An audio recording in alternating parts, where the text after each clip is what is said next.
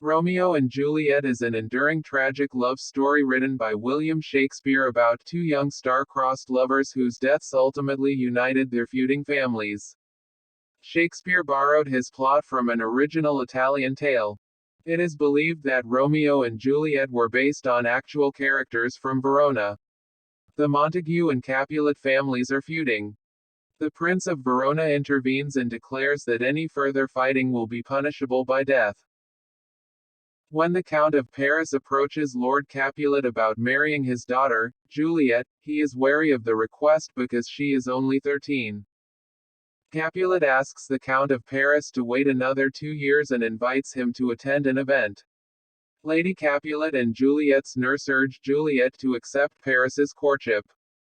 In the Montague house, Benvolio talks with his cousin Romeo, Lord Montague's son, about Romeo's recent melancholy. Benvolio discovers Romeo's unrequited infatuation for a girl named Rosaline, a niece of Lord Capulet's nieces. Persuaded by Benvolio, Romeo attends the ball at the Capulet house in hopes of meeting Rosaline. But it is not Rosaline who sweeps him off his feet, it is the fair Juliet. After the ball, Romeo sneaks into the Capulet courtyard and overhears Juliet on her balcony vowing her love to him in spite of her family's hatred for his family. Romeo makes himself known to her and they agree to be married. With the help of a friar, who hopes to reconcile the two families through their children's union, they are secretly married the next day.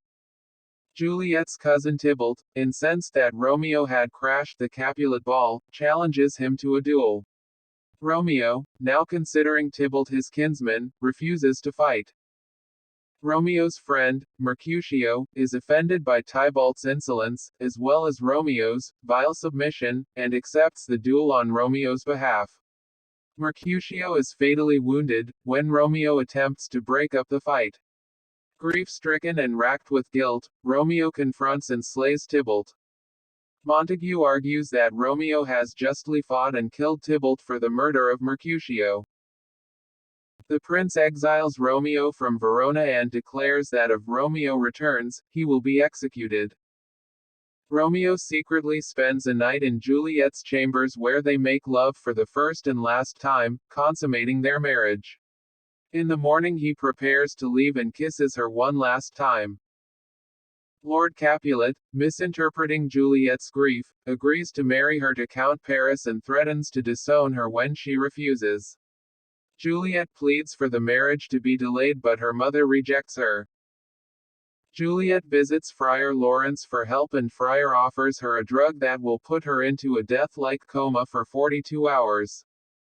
Then Friar promises to send a messenger to inform Romeo of the plan, so that he can rejoin her when she awakens.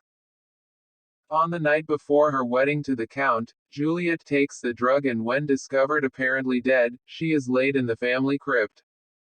The messenger however failed to reach Romeo and instead Romeo learned of Juliet's death from his servant. Heartbroken, Romeo buys poison from apothecary and goes to the Capulet crypt. There, he encounters Count Paris who has come to mourn Juliet privately. Believing Romeo to be a vandal, Paris confronts him and in the battle, Romeo kills Paris. Still believing Juliet to be dead, Romeo drinks the poison. Juliet then awakens only to find her beloved Romeo dead. Unwilling to live without him, she stabs herself with his dagger. The feuding families and the prince meet at the tomb to find all three dead. Then the friar recounts their story. The families are reconciled by their children's deaths and agree to end their violent feud.